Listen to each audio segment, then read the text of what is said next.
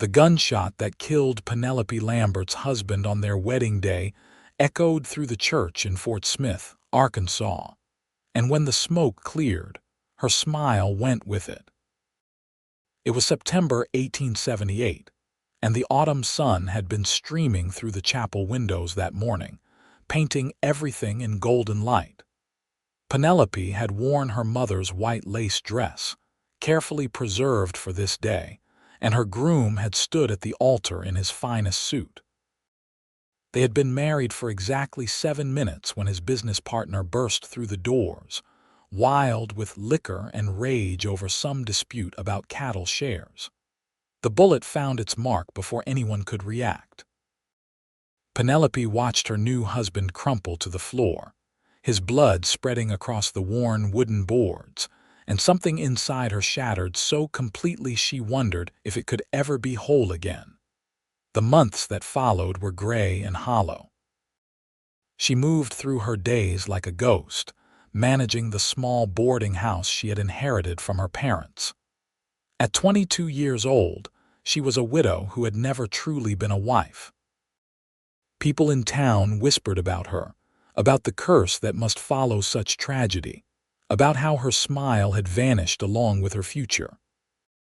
When she caught her reflection in windows or mirrors, she saw a stranger staring back, lips pressed into a thin line that never curved upward, eyes that held no light. The man who shot her husband had been hanged within a week, but justice brought no comfort. Nothing did. By the spring of 1879, Penelope had learned to function in her grief. She kept the boarding house clean, cooked meals for her tenants, and spoke only when necessary. The other young women in Fort Smith had stopped inviting her to social gatherings. She was a reminder of how quickly happiness could be stolen away, and nobody wanted that shadow at their parties. It was on a humid May morning when Yates Garrison rode into town. He came in on a dusty brown mare, his hat pulled low against the sun, looking for a place to stay while he worked on a cattle drive passing through the area. The trail boss had given the men a week's rest in Fort Smith, and Yates had enough money saved to afford a real bed and hot meals. He was 26 years old, lean and weathered from years of hard work, with sandy hair that curled at his collar and gray eyes that seemed to notice everything. He tied his horse outside Lambert's boarding house and climbed the steps to the porch, his spurs jingling with each step. When he knocked, Penelope opened the door and looked at him with those flat, emotionless eyes. "I need a room for a week," he said, removing his hat. "I can pay in advance." $15 for the week, including meals, she said. Her voice was steady but held no warmth. "No drinking, no fighting, no guests after 9 o'clock. "Yes, madam." He reached into his pocket and counted out the money. Their fingers brushed briefly when she took the bills, and he noticed how cold her hand felt despite the warm weather. She showed him to a small but tidy room on the second floor. The bed was made with precision, the floor swept clean, and a pitcher of fresh water sat on the washstand. Everything was perfect and impersonal, like a hotel room that had never been truly lived in. "Supper is at 6, she said from the doorway. "Breakfast at 7.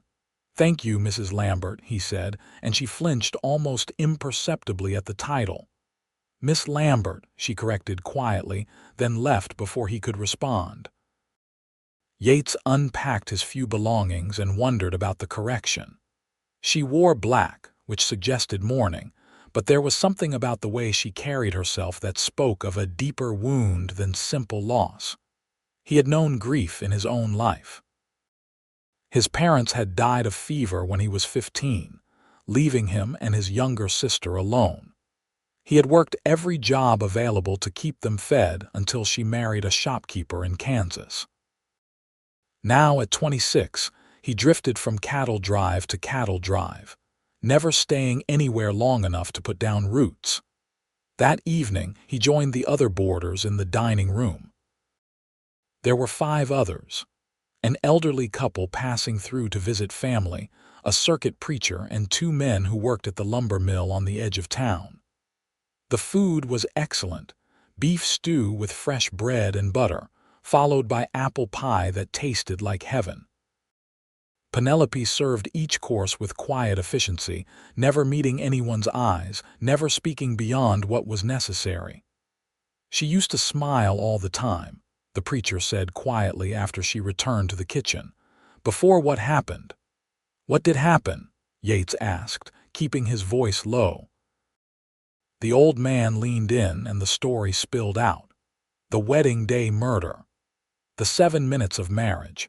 The smile that never returned. Yates felt something twist in his chest. He had seen plenty of hardship in his years, but something about this woman's particular tragedy struck him deeply. Maybe it was the waste of it, how young she was to carry such darkness. Maybe it was the way she moved through the house like she was haunting it rather than living in it. Over the next few days, he found himself paying attention to small details. The way she always wore black or dark gray, as if she had decided to make mourning her permanent state. The way she kept the boarding house immaculate, but her own appearance was merely neat, never decorated or enhanced. She wore no jewelry, no ribbons, nothing that suggested vanity or hope. Her dark blonde hair was always pulled back in a severe bun, and her dresses were high-necked and plain. But he also noticed things that others might miss. The way she lingered sometimes by the front window, watching the street with an expression of such longing it made his throat tight. The way her hand would occasionally drift to her chest, as if checking that her heart still beat. The way she would start to hum sometimes while working, then catch herself and fall silent again, as if she had no right to music. On his third day in town, Yates was sitting on the front porch in the evening, enjoying the cooler air, when Penelope came out with a broom. She seemed surprised to find him there but began sweeping anyway, moving around him without comment. "That was a fine supper tonight," he said. "Best fried chicken I've had in years."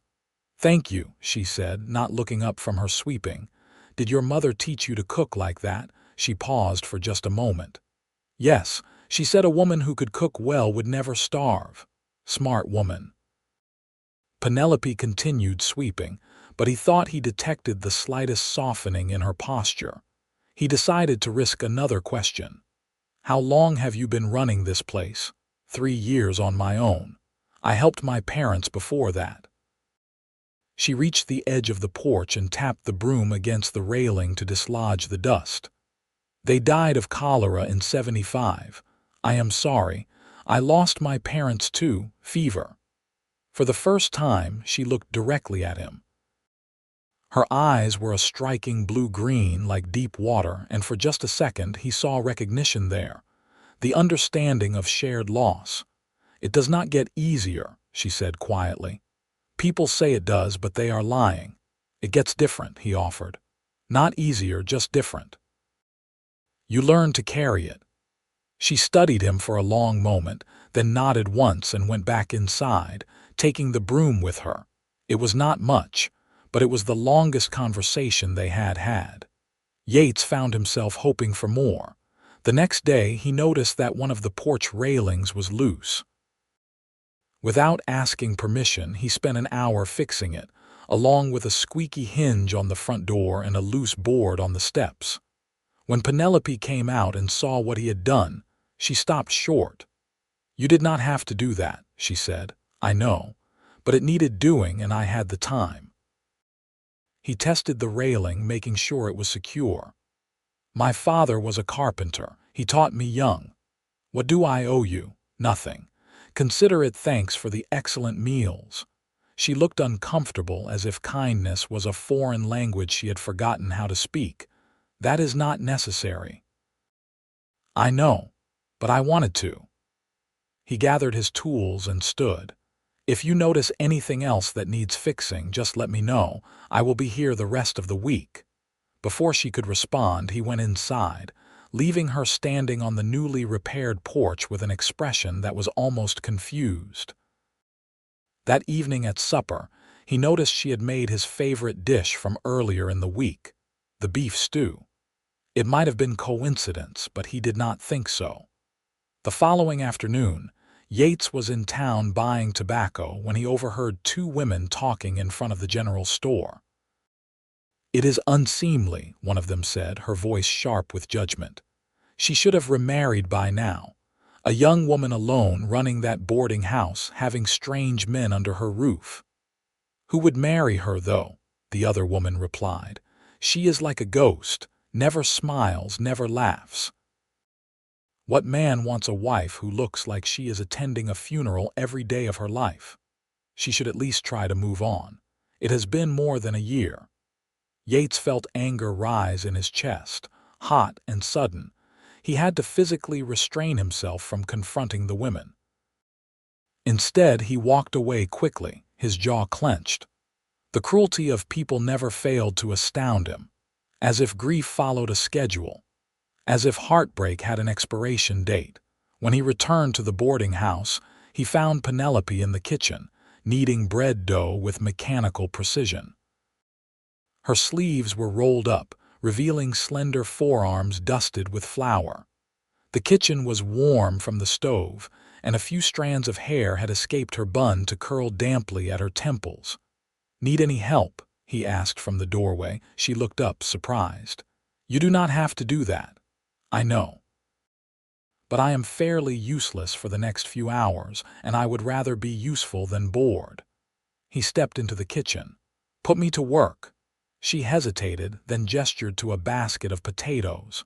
"Those need peeling for supper." He settled into a chair and began working, and for a while they existed in companionable silence. The kitchen smelled of yeast and warmth, and the rhythmic sounds of their work created a peaceful atmosphere. "Why are you being so kind to me?" Penelope asked suddenly. "Most people do not bother anymore." Yates considered his answer carefully. "I guess because you remind me of someone." "Who?" "Myself, a few years back." He set down a peeled potato and picked up another. "After my parents died, I was angry at the world. Angry at God, angry at everyone who still had their families. I worked myself half to death because it was easier than feeling anything." "What changed?" Her hands had stilled in the dough. "My sister. She told me that our parents would not want us to stop living just because they had stopped. She said we honored them better by finding joy again." He met her eyes. She was right. Penelope looked down at her dough. "And did you find joy again, some?" "Enough." He paused.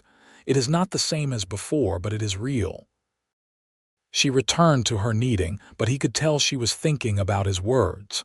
They continued working in silence, but it felt different now. Less lonely. That night, after the dishes were cleared and the other boarders had retired to their rooms, Yates found Penelope sitting on the porch swing, staring out at the darkening street. He almost retreated, not wanting to intrude, but she spoke before he could leave. "You can sit if you want." He settled onto the swing, careful to leave space between them. The chains creaked softly as they swayed gently back and forth. Somewhere down the street, a dog barked, and the sound of piano music drifted from the saloon 3 blocks away.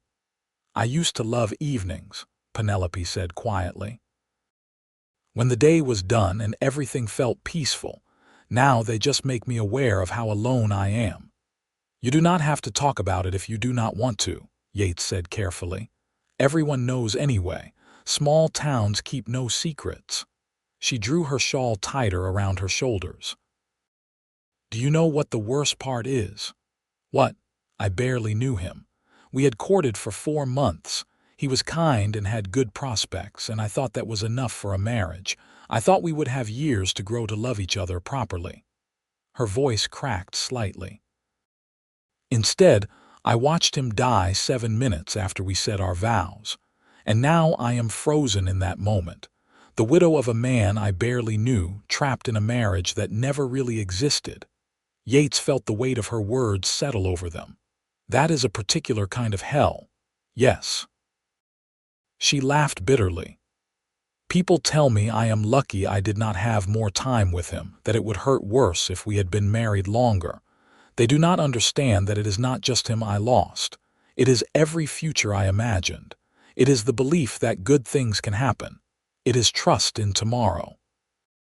When did you last do something that made you happy? He asked. The question seemed to surprise her.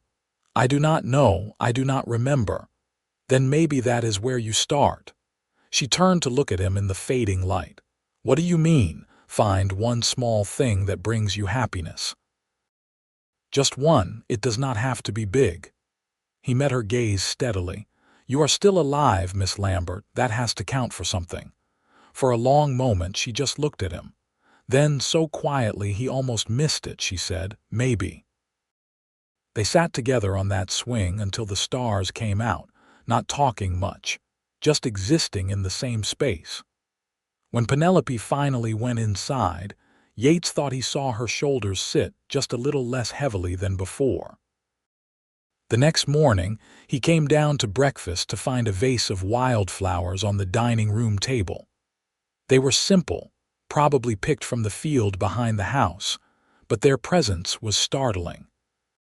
Penelope served breakfast with the same quiet efficiency as always, but when she poured his coffee, her hand trembled slightly. After the meal, the other boarders departed for their various activities, and Yates lingered, helping Penelope clear the table. The flowers are nice, he said. They are probably silly. Flowers in a boarding house. But she did not sound convinced of this. They brightened the room. You should pick more. She looked at him then, really looked at him, and he saw something flicker in her eyes. Not happiness exactly, but perhaps the memory of it. You are a strange man, Yates Garrison. I have been called worse, he said with a small smile. She almost smiled back. Almost. Her lips curved upward for just a fraction of a second before falling back into their habitual line. But he had seen it, that ghost of what her smile might have been.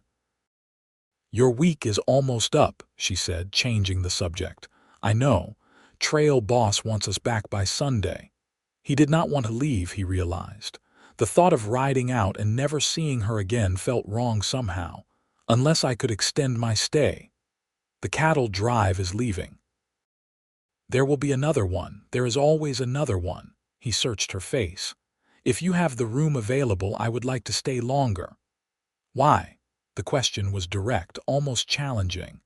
Because I want to see what your real smile looks like, he said honestly. Her breath caught audibly. You might be waiting a long time.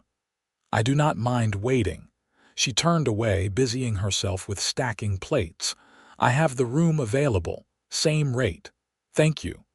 He sent word to the trail boss that he was staying behind, forfeiting his place on the drive.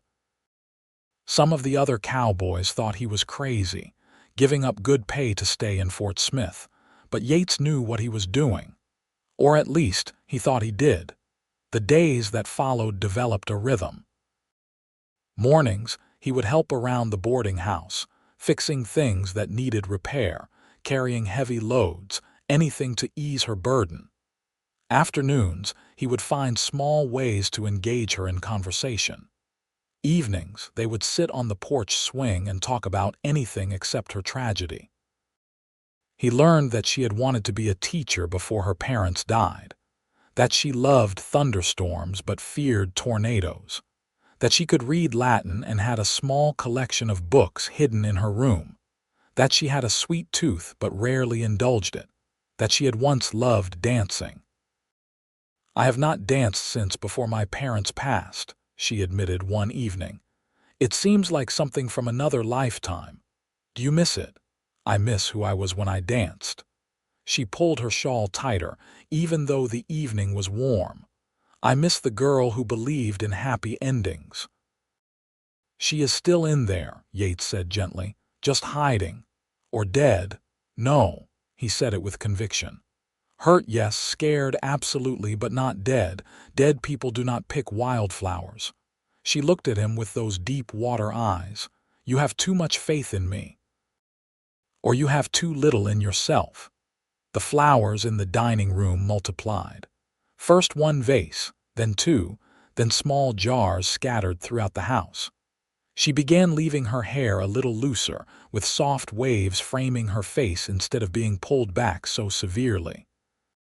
She still wore mourning clothes, but occasionally she would add a gray dress instead of pure black. 3 weeks after Yates had extended his stay, Penelope was in the kitchen making preserves when a jar slipped from her hand and shattered on the floor. She stared at the mess of broken glass and spreading jam, and suddenly she was crying. Not quiet tears, but great heaving sobs that seemed to come from the depths of her soul. Yates, who had been fixing a shelf in the pantry, was at her side in seconds. "Are you hurt? Did the glass cut you?" She shook her head, unable to speak, crying so hard she could barely breathe. He guided her away from the broken glass and into a chair, then knelt in front of her, his hands on her shoulders. "What is wrong? Talk to me." "Everything," she gasped between sobs. "Everything is wrong. I am so tired of being sad. I am so tired of this weight in my chest. I am so tired of feeling broken." She looked at him with red, swollen eyes. "You asked me when I last felt happy, and I still do not have an answer. I do not remember what happiness feels like. What if I never feel it again? What if I am just broken forever?" "You are not broken," he said firmly. "You are healing. That is different. It does not feel like healing, it feels like drowning." He pulled her forward into an embrace, and she collapsed against him, crying into his shoulder while he held her and stroked her hair and murmured reassurances. They stayed like that until her sobs subsided into hiccups and then into silence. "I am sorry," she finally said, pulling back and wiping her eyes. "That was inappropriate." "There is nothing inappropriate about grief," he said. "You have been holding it in for too long. It needed out." She looked at the broken jar on the floor, jam spreading in a sticky puddle. "I have made such a mess. I will clean it up. You go wash your face and rest for a bit. I have supper to prepare. I can make supper. Go rest." For once she did not argue. She went upstairs, and Yates cleaned up the broken glass, mopped the floor, and then set about making a simple meal of fried ham, eggs, and biscuits. It was not as good as Penelope's cooking, but it was edible. When she came back down an hour later, her eyes were still puffy, but she looked calmer. She found him setting the table and stopped in the doorway. "You really made supper." "I told you I would. No one has taken care of me since my parents died," she said softly. "Well, someone should." They looked at each other across the dining room, and something shifted in the air between them. Something unspoken but undeniable. That night, after the other boarders had eaten and retired, Penelope and Yates sat together at the kitchen table with cups of tea. "I think I am afraid," she said suddenly. "Of what?" "Of being happy again, of letting myself hope." She traced the rim of her cup with one finger. "Because if I hope, I can be disappointed. If I am happy, I can lose it. It is safer to stay numb." "Safer, yes, but it is not living." "I know." She looked up at him. "You make me want to try. That terrifies me." His heart began beating faster. "Penelope." "I know what is happening here," she continued, her voice trembling slightly. "I know what this is between us. I am not naive, but I am so scared. Last time I let myself be happy. Last time I stood at an altar and believed in forever. It ended in blood and screams and the worst moment of my life." Yates reached across the table and took her hand. She did not pull away. "I cannot promise you that nothing bad will ever happen again," he said. "Life does not work that way. But I can promise you that I will do everything in my power to make you happy, to help you remember what joy feels like." He squeezed her hand gently. "I am falling in love with you, Penelope Lambert. I think I have been since the moment you opened that door and I saw all that sadness in your eyes. A tear slid down her cheek. "I do not know if I remember how to love someone. Then we will figure it out together." She held his hand tighter. "I want to try. God help me, I want to try. But you have to be patient with me. I will be as patient as you need." They sat there holding hands across the kitchen table until their tea went cold, and when they finally parted for the night, Penelope smiled. It was small and tentative and gone in seconds, but it was real. The next morning, Yates woke to find Penelope humming in the kitchen. It was a quiet sound, barely audible, but it made his heart soar.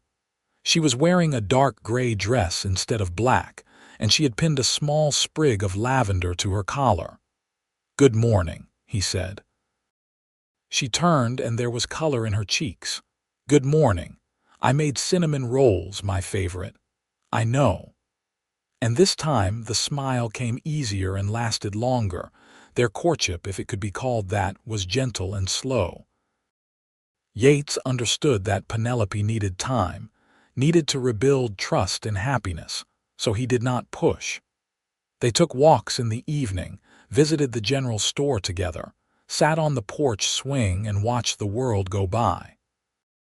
He held her hand when she seemed ready for it and gave her space when she needed to retreat into herself. The town noticed, of course. Fort Smith was too small for such a thing to go unnoticed.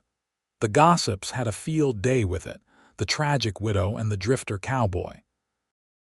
Some people thought it was too soon, that Penelope was disrespecting her first husband's memory.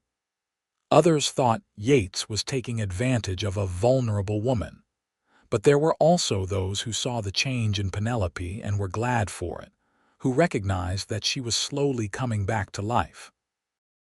Yates found work at a nearby ranch to support himself, since he could not live on her charity indefinitely. He would ride out before dawn and return by evening, always coming back to the boarding house to her. She would have supper waiting, and they would eat together after the other boarders had been served. One evening in late July, nearly 3 months after he had first arrived in Fort Smith, they were sitting on the porch swing when Penelope rested her head on his shoulder. "I went to his grave today," she said quietly. Yates stiffened slightly but said nothing, letting her speak. "I told him I was trying to be happy again, that I hoped he would understand." She was quiet for a moment. "I think he would. He was a kind man. He would not want me to spend my whole life in mourning. That was brave of you. I cried for a long time, but when I left I felt lighter somehow, like I had his permission to move forward." She lifted her head to look at Yates. "I want to move forward, with you if you still want that." "I want nothing more." He cupped her face gently. "Can I kiss you, please?" He kissed her softly, carefully, as if she were made of spun glass. She made a small sound and leaned into him, her hands clutching his shirt. When they finally broke apart, she was crying but smiling too. "I forgot," she whispered. "I forgot how good it could feel to be close to someone. We have all the time in the world to remember." They sat together on that swing, her in his arms, watching fireflies begin to light up the darkening yard. It was not the dramatic, passionate love of story books. It was quieter than that, more solid. It was the love of two people who had known loss and were choosing hope anyway. In August, Yates asked her to marry him. He did it simply, without fanfare. They were in the kitchen, cleaning up after supper, when he just turned to her and said, "I want to marry you, Penelope. I want to wake up next to you every morning and come home to you every evening. I want to build a life with you, whatever that looks like. Will you marry me?" She was silent for so long he thought she would refuse. But then she set down the dish she was drying and looked at him with those blue-green eyes that had haunted him since the day they met. "I am scared," she said. "I know. The last time I got married, it ended in horror. I know. But I love you. I did not think I could love anyone again, but I love you." She took a shaky breath. "Yes, yes, I will marry you." He pulled her into his arms and kissed her soundly. She laughed against his mouth, and the sound was like music, like hope given voice. They were married in September, exactly 1 year after her first wedding. It was Penelope's idea, a deliberate choice to reclaim that date, to write a new story over the old tragedy. They kept the ceremony small and private, just the circuit preacher and 2 witnesses from the boarding house. Penelope wore a simple blue dress instead of white, and Yates wore his only suit, brushed clean and pressed. When the preacher pronounced them man and wife, Penelope smiled. It was a full, genuine smile that lit up her entire face and made her eyes shine. Yates thought it was the most beautiful thing he had ever seen. "Maybe I can be happy again," she whispered as he kissed her. "Not maybe," he whispered back. "You will be, we both will be." The boarding house became theirs together.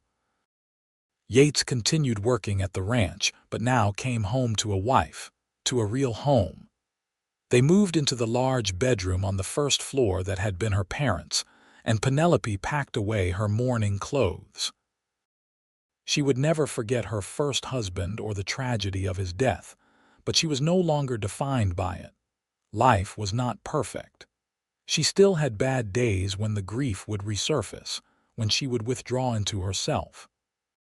But Yates had learned to recognize those days, to give her the space she needed while staying close enough to catch her if she fell. And she learned to lean on him, to trust that his love was steady and would not vanish in gunfire and blood. They developed routines and rituals. Sunday mornings, they would sleep late and have breakfast in bed. Wednesday evenings, they would take long walks through town. Saturday afternoons, Yates would help her bake bread, and they would talk about everything and nothing while their hands worked the dough. The town slowly accepted their marriage. Those who had been critical fell silent when they saw how Penelope bloomed under Yates's love, how the ghost woman became flesh and blood again. She began accepting invitations to social gatherings, began talking to neighbors, began living instead of merely existing. In the spring of 1880, Penelope discovered she was pregnant. She told Yates on a warm April evening, her hands shaking as she placed his palm on her still flat belly. "We are going to have a baby." For a moment he could not speak.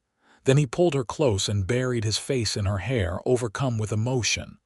"Are you scared?" he finally asked. "Terrified," she admitted, "but also happy. Is that strange?" "No, it is perfect." The pregnancy was not easy. Penelope struggled with sickness in the early months and anxiety throughout. The memory of losing everything once before haunted her, made her fear that happiness would be stolen again. But Yates was there for every moment, holding her hair when she was sick, rubbing her aching feet, whispering reassurances when fear threatened to overwhelm her. In December, during the first snow of winter, Penelope went into labor. It was long and difficult, and there were moments when Yates feared he would lose her. But at dawn on December 15th, their son was born, healthy and screaming with indignation at the cold world he had entered. They named him Yates Garrison, and when Penelope held him for the first time, she wept with joy. "He is real," she kept saying. "He is really real. He is ours," Yates said, stroking the baby's downy head. "Our family." Motherhood transformed Penelope in ways she had not expected. The fierce love she felt for her son was almost frightening in its intensity. She guarded him jealously, fed him and bathed him, and sang to him with a devotion that was absolute. But it was not the anxious, fearful kind of love. She had learned from Yates that love did not have to be about fear of loss. It could just be about joy in having. James was a happy baby, quick to smile and laugh, and his presence filled the boarding house with new energy. The tenants doted on him, and Penelope found herself part of a community again, connected to people through her son in ways she had not been able to manage on her own. When James was 6 months old, Penelope stood in front of the mirror one morning and realized she was smiling. Not because of anything in particular, just because she felt content. The broken smile had been mended, piece by piece, through love and patience and choosing hope over fear. "What are you thinking about?" Yates asked from the bed where he was playing with James. She turned to look at her husband and son, these two people who had given her back her life. "I am thinking that I am happy, really, truly happy." "Good," Yates said, smiling at her. "You deserve to be." The years that followed were not without their challenges. Money was sometimes tight. James was a rambunctious toddler who got into everything. They had disagreements and difficult days like any couple, but they faced everything together, and their love deepened with each passing season. In 1882, their daughter was born. They named her Clara, and she had her mother's blue-green eyes and her father's sandy hair. James was fascinated by his baby sister and would sit beside her cradle for hours, watching her sleep. Penelope sometimes thought about her first husband, about the life that never was. She visited his grave occasionally, bringing flowers and telling him about her children, her happiness. She had loved him in the way one loves potential, but she loved Yates with her whole heart, the way one loves reality. By 1885, the boarding house was thriving. They had built a reputation for excellent food and clean rooms, and they were often fully booked. Yates had been promoted to foreman at the ranch, and they had saved enough money to buy the property outright. Their children were healthy and happy. James now a bright, curious 5-year-old, and Clara a toddling 2-year-old who followed her brother everywhere. One evening in September, 7 years after their wedding, Penelope and Yates sat on the porch swing watching their children chase fireflies in the yard. James was explaining to Clara in great detail how fireflies worked, his child's voice serious and earnest. Clara was not paying attention, more interested in trying to catch the lights than understanding them. "You ever regret it?" Penelope asked suddenly. "Staying here instead of moving on with that cattle drive?" Yates looked at her in surprise. "Never, not for a single second." "You gave up your freedom." "I traded one kind of freedom for a better kind. Freedom is not just about going where you want, it is also about choosing where you belong." He pulled her closer. "I belong here with you, with them." She rested her head on his shoulder, watching their children play. "I never thought I would have this. After what happened, I thought I was done with happiness. And now I know that broken things can be mended, that smiles can come back, that love can heal almost anything." She looked up at him. "You taught me that." "We taught each other," he corrected gently. James ran up to the porch, carefully cupping his hands. "Papa, look, I caught one." Yates leaned forward to peer at the firefly pulsing light between his son's palms. "That is a good one. Now what are you going to do with it?" "Let it go, of course." "Mama says everything deserves to be free." "Your mama is very wise." Yates watched as James opened his hands and the firefly drifted away, blinking into the darkness. Clara made it to the porch steps, climbing them with determination. Penelope scooped her up and the little girl snuggled into her mother's arms, tired from playing. "Happy, Mama," Clara said sleepily. "Yes, baby, Mama is happy," and she was. The broken smile had not just been mended, but had been rebuilt into something stronger, something that could withstand sorrow because it had learned joy. Penelope Lambert Garrison had walked through fire and come out the other side, not unscathed but alive. She had learned that tragedy does not have to define you, that love can find you even in your darkest moments, and that happiness is not a destination but a choice you make every day. As the stars came out and the children fell asleep, Penelope and Yates sat together on the porch swing, exactly where their story had really begun. The chains creaked softly, a sound that had become the soundtrack of their life together.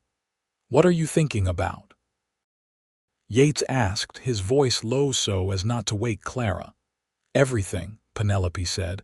"How far I have come, how different my life is from what I thought it would be. Better or worse? Better, so much better." She kissed his cheek. "Thank you for not giving up on me when I had given up on myself." "I saw something in you that first day," he said. "Under all that grief and pain, I saw someone fighting to survive. I just wanted to help you remember what you were surviving for. And you did." She looked at her sleeping daughter, then at James, who was sprawled on the porch floor, having refused to come inside.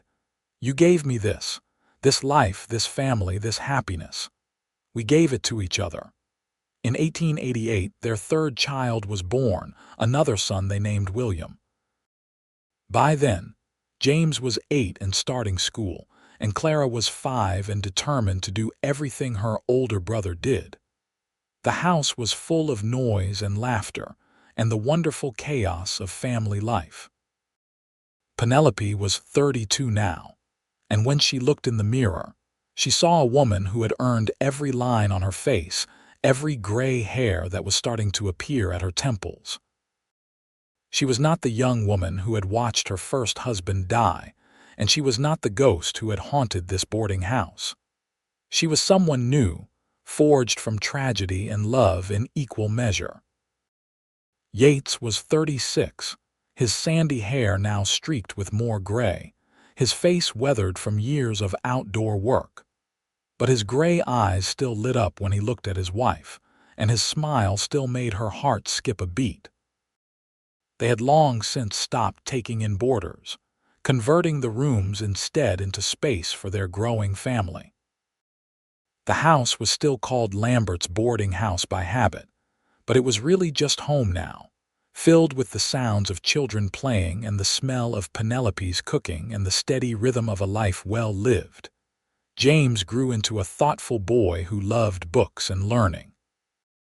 Clara was fierce and fearless, climbing trees and catching frogs, and declaring that she would be a cowgirl when she grew up.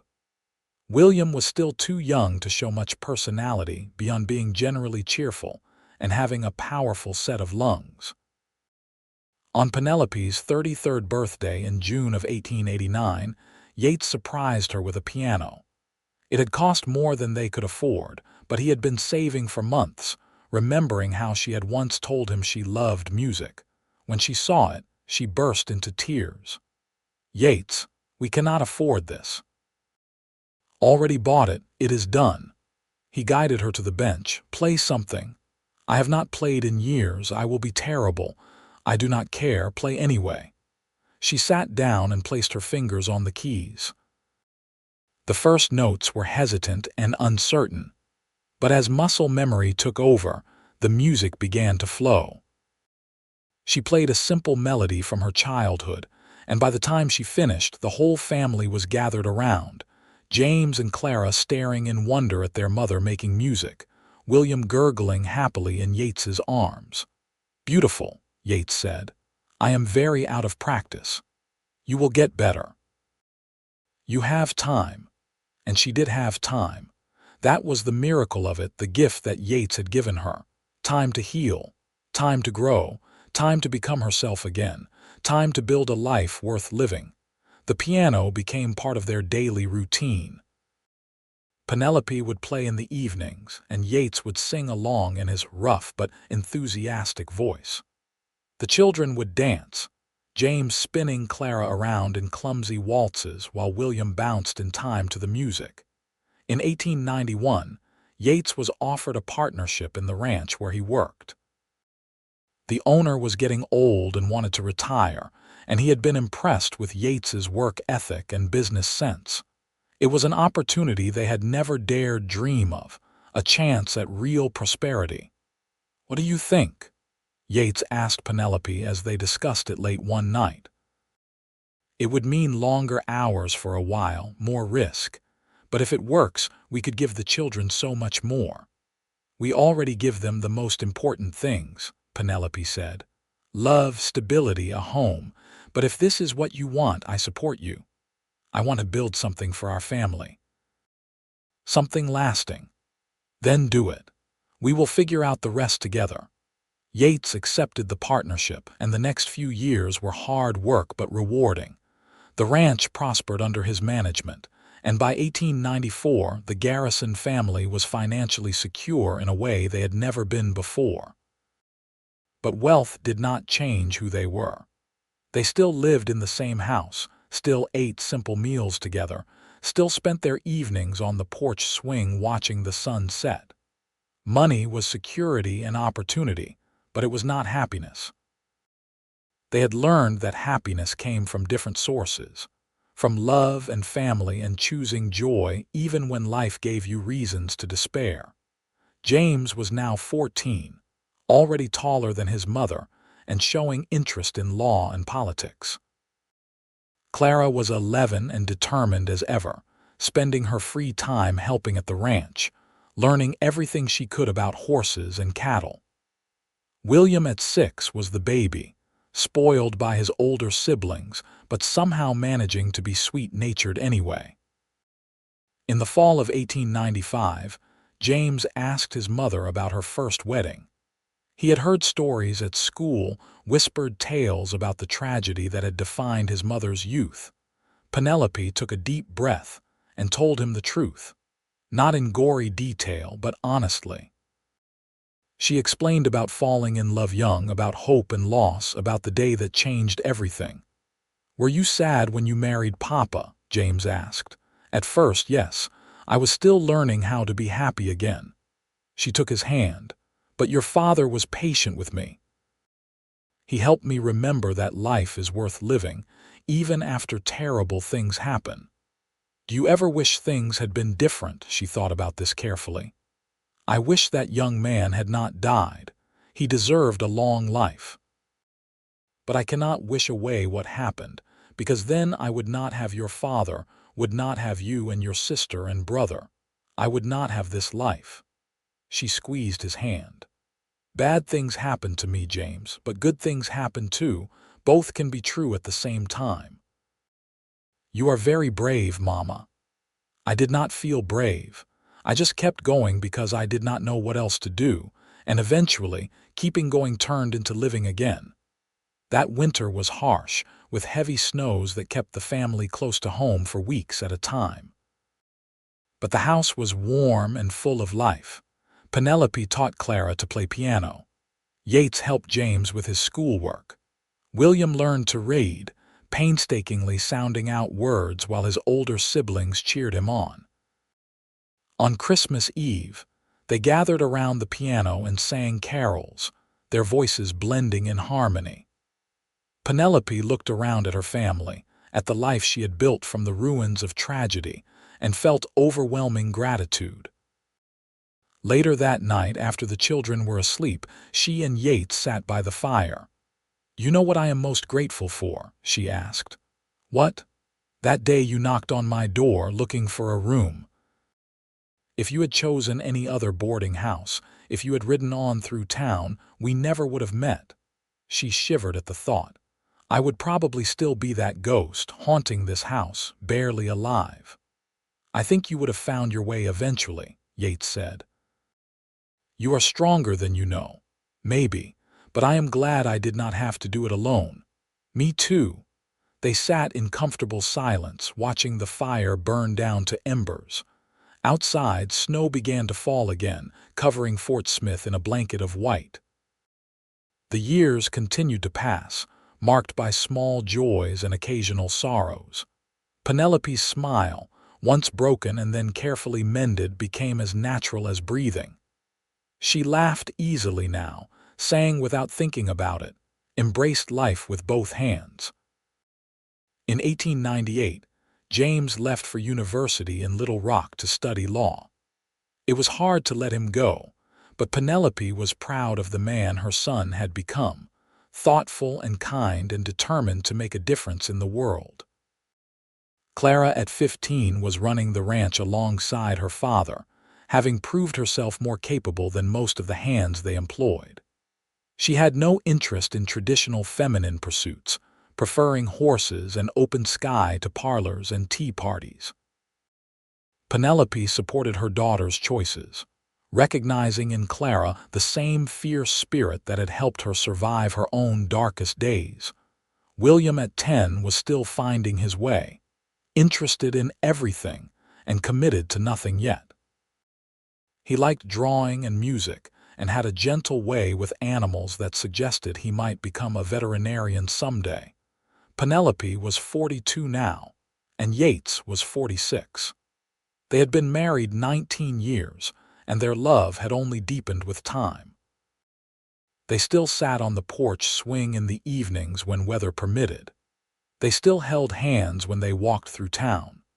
They still found joy in the simple act of being together. On their 20th anniversary in September 1899, Yates took Penelope dancing at the town hall social.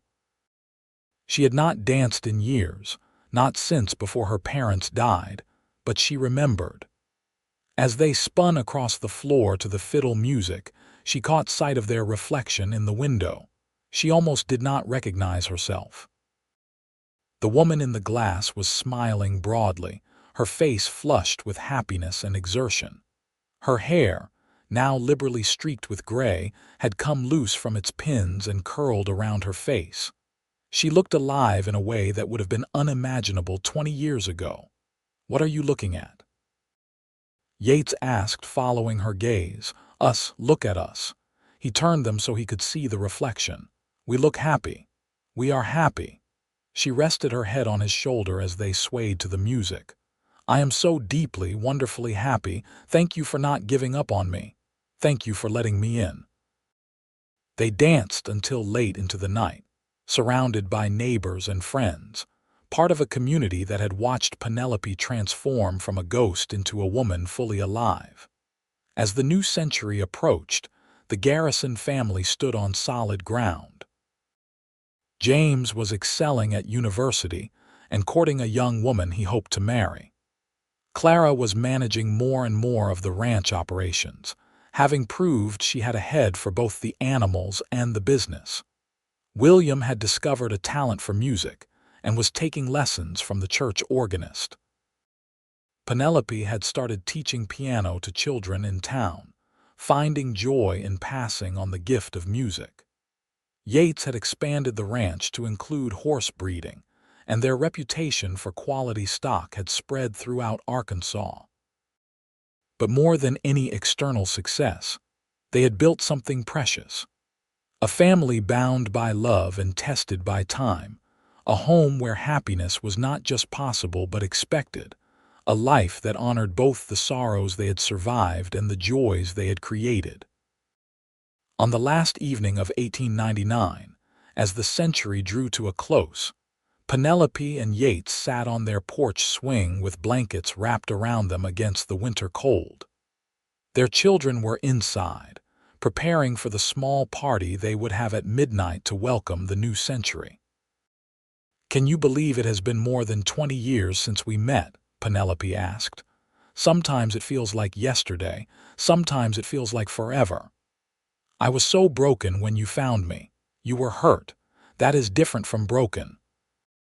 She turned to look at him in the lamplight spilling from the windows.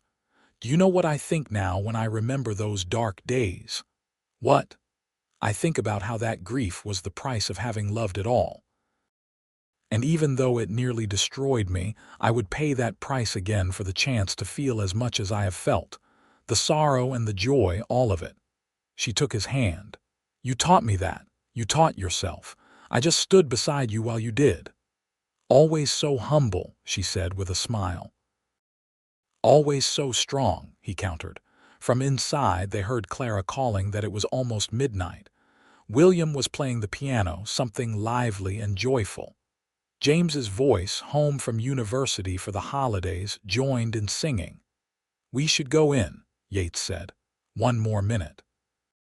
I want to remember this moment, the edge of everything new, sitting here with you, our children happy and safe inside." She squeezed his hand. "This is what I dreamed of in those dark days, even when I did not realize I was dreaming, this peace, this happiness. And you found it." "We found it," she corrected. They sat together as the final minute of the 19th century ticked away, two people who had found each other in pain and built something beautiful from the wreckage. When midnight came, they stood and kissed, then went inside to join their children in welcoming the new century. The years that followed brought all the joys and challenges that life offers. James married his sweetheart in 1901 and started a law practice in Fort Smith.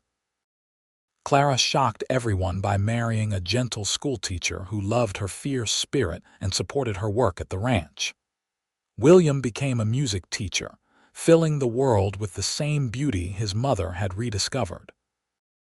Penelope and Yates became grandparents, and watching their children become parents themselves was a joy beyond measure. They saw themselves reflected in the next generation, saw how love multiplied instead of divided. In 1910, on a warm spring morning, Penelope woke early and went to sit on the porch swing. She was 54 years old now, her hair more gray than gold, her hands showing the work of a lifetime. But her smile was still bright, still real, still the smile Yates had coaxed back into existence so many years ago. Yates joined her, moving a bit slower these days but still strong, still steady. They sat together in comfortable silence, watching the sun rise over Fort Smith. "Do you ever think about that young woman I was?" Penelope asked. "The one who opened the door to you all those years ago? Sometimes. Do you?" "Yes.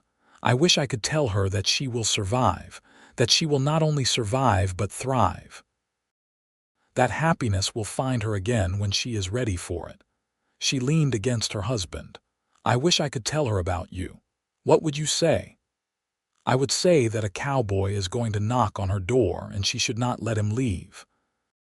I would say that he will be patient and kind and will teach her how to smile again. I would say that he will give her a life beyond her wildest dreams." She looked up at him, her blue-green eyes still as striking as the day they met.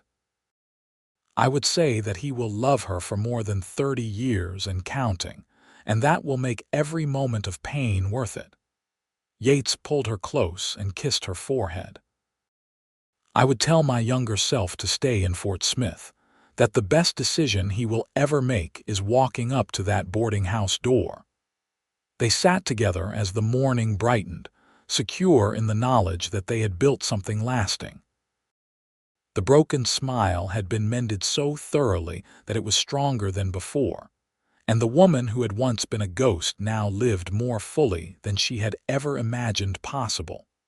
Their children visited often with their families, filling the house with the sound of grandchildren's laughter. The ranch continued to prosper under Clara's management. James's law practice served the community well. William's music filled the church every Sunday. But the heart of it all remained Penelope and Yates, two people who had found each other when they needed it most and had chosen love every day since. They had learned that happiness after tragedy is possible, that broken things can heal, and that sometimes the best stories are the ones we write ourselves. One day at a time, one choice at a time, one smile at a time. On their 40th anniversary in 1919, surrounded by their children and grandchildren, Penelope looked at Yates across the crowded room and felt the same flutter in her heart that she had felt all those years ago when he first took her hand. He caught her eye and smiled, and she smiled back, that full, brilliant smile that had once been broken and now was whole. "I love you," she mouthed across the room. "Always," he mouthed back, and it was true. Through grief and joy, through struggle and triumph, through every season of life, they had loved each other. That love had healed wounds, built a family, and proved that even the deepest sorrow cannot extinguish the human capacity for happiness. Penelope Lambert Garrison had learned that you can survive the worst day of your life and still find reasons to smile. She had learned that love comes in many forms and that second chances are real. She had learned that strength is not about never falling, but about getting back up every time you do. Most importantly, she had learned that she could be happy again. Not maybe, not hopefully, but truly, deeply, wonderfully happy in a way that honored both where she had been and where she had ended up. As the party continued around them and their family laughed and celebrated, Penelope and Yates found their way back to each other as they always did. They held hands in the corner of the room, watching the life they had built together, and knew that every moment, good and bad, had led them here. To happiness, to love, to home. The broken smile had not just healed. It had become something better, something earned through pain and patience and the unwavering belief that tomorrow could be better than today. And it was.